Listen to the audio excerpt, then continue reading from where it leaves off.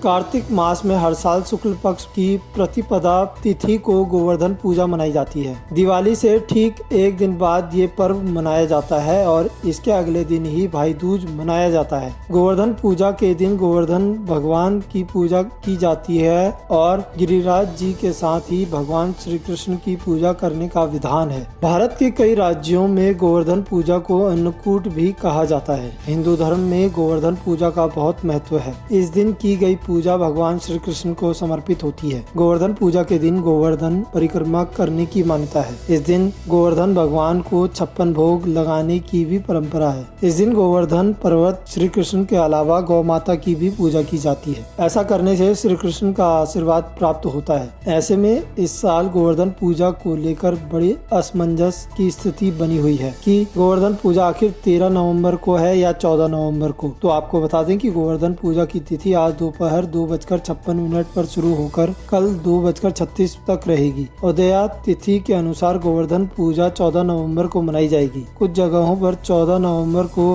भाई दूज मनाया जाएगा, इसलिए आप 13 नवंबर के शुभ मुहूर्त में पूजा कर सकते हैं। गोवर्धन पूजा सुबह के समय की जाती है, इसलिए 14 नवंबर को गोवर्धन पूजा करने का शुभ मुहूर्त सुबह 6:43 पर शुरू होकर 8:52 तक रहेगा। वहीं गोवर्धन पूजा शुरू करने के लिए सबसे पहले आपको गोबर से एक पर्वत बनाना होता है और भगवान गिरिराज की आकृति बनाने के अलावा उसमें पशु की आकृति भी बनानी होती है। गोवर्धन पर्वत बनाने के बाद उसके पास तेल का दीप जलाकर रखें। फिर फूल, हल्दी, चावल, चंदन, केसर और कुमकुम अर्पित करें। गोवर्धन पूजा में अन्नकूट की मिठाई का भोग लगाया जाता है और फिर उसे प्रसाद के तौर पर बांटा जाता है और खीर, बतासे आदि चढ़ाने के बाद भगवान गिरिराज के आगे हाथ जोड़कर प्रार्थना करें और पूजा की कथा भी पढ़ें। ये सब चीजें अर्पित करने के बाद गोवर्धन पर्वत की 7 बार परिक्रमा करें। ऐसा करने पर भगवान कृष्ण प्रसन्न होते हैं। धार्मिक मान्यता है कि